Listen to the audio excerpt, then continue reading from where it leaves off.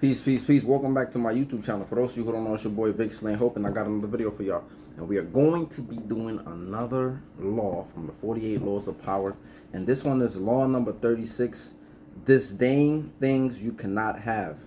Ignoring them is the best revenge. Now, before I get into the judgment, make sure if you like my content, you like it, you share it, and you subscribe to the channel so we can keep things going. Now the judgment says, by acknowledging a petty problem, you give it existence and credibility.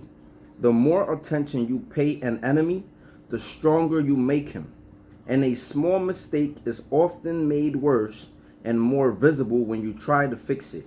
It is sometimes best to leave things alone. If there is something you want but cannot have, show contempt for it. The less interest you reveal, the more superior you seem. I don't know why my throat like that. Let's get into it, right? Let's get straight into the video. I'm not going to give you the examples that they kind of like have in a book, but I'm going to give you other examples that kind of like relate to this. For example, it says, by acknowledging a petty problem, you give it existence and credibility. Let me give you an example. Like when 50 Cent first came out and he was trying to get noticed, he was trying to, become the next best thing, right? What he did was, one of the songs that got him recognition was How to Rob, right? He made a song called How to Rob, an industry dude, in which he was dissing a lot of rappers, right? And one of the people who responded to his diss, one of his disses that he used, the shit that he used to say, was Jay-Z.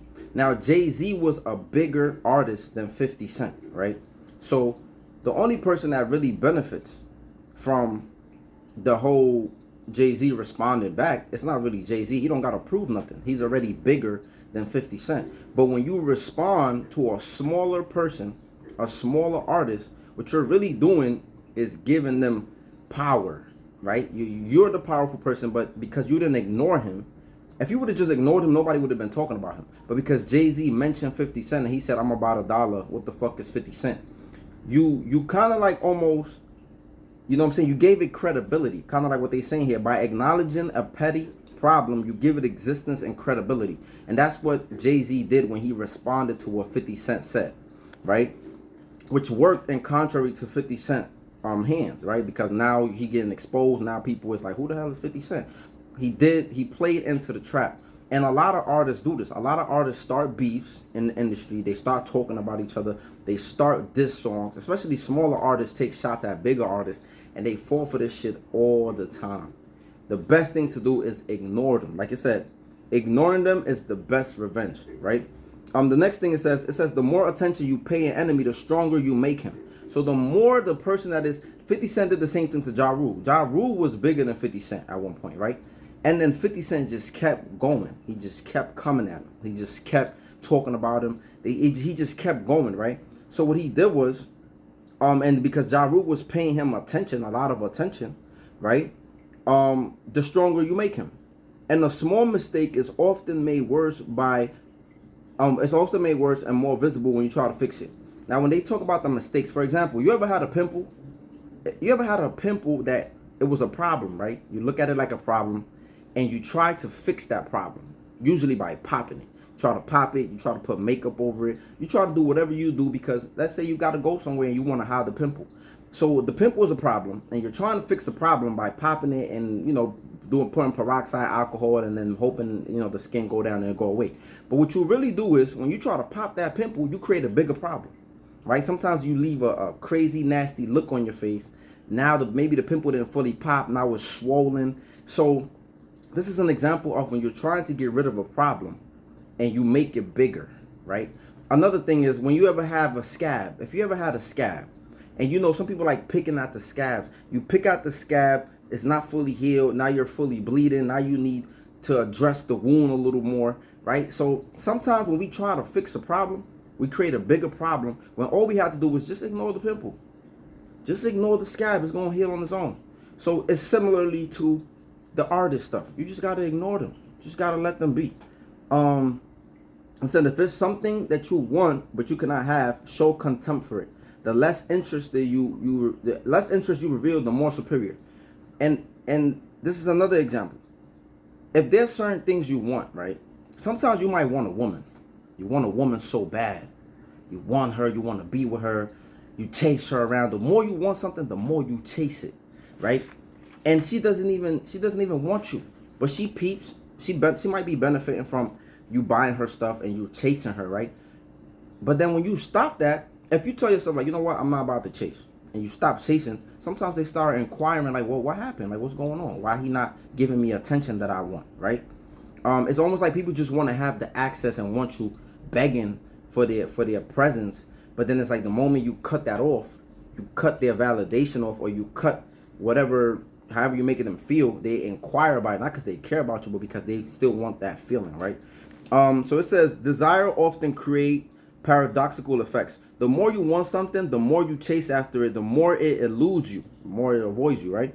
The more interest you show, the more you repel the object of your desire. This is because your interest is too strong and makes people awkward, even fearful.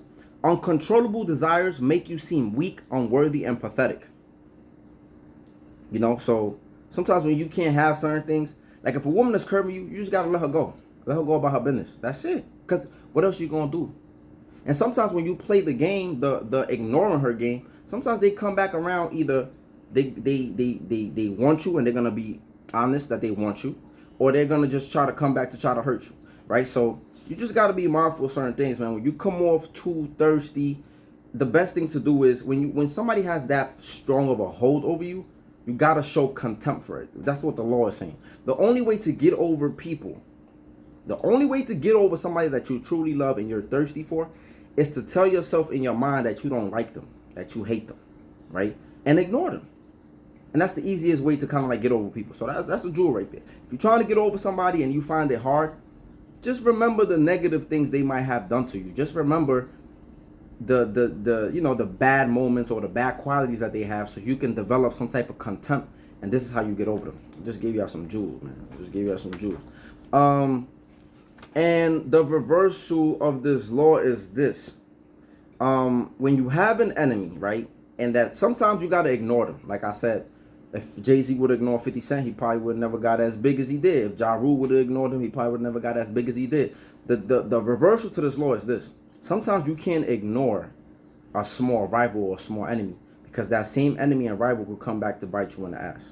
So sometimes you have to be very mindful of who you, even when you decide to ignore somebody, you got to keep an eye on them. You got to watch them, because they could be building up an army and get strong enough, right? It says, ignore a person of inferior stature, and the next time you look, he has become a serious rival, and your contempt has made him vengeful as well, right? So you got to be mindful. The reversal of this law is, don't fully ignore, right? Like, you can ignore, but just keep an eye on them, because you don't want a small enemy to become big and possibly could cost you your life later on, right? So that's just the only reversal of the law. When you do ignore and when you do play the you know what I'm saying, I'm not even gonna listen to you or pay attention to you, you still got to pay a little attention from the back. Meaning that in front of the people, in the public, don't confront them, don't make public statements against them, because all you're gonna do is give them attention and credibility. What you do is you ignore them in public, but behind the scenes you watch their moves so you can protect yourself. So let me know what your thoughts are in the comment section. Like, comment, subscribe, share. Till next time. Peace.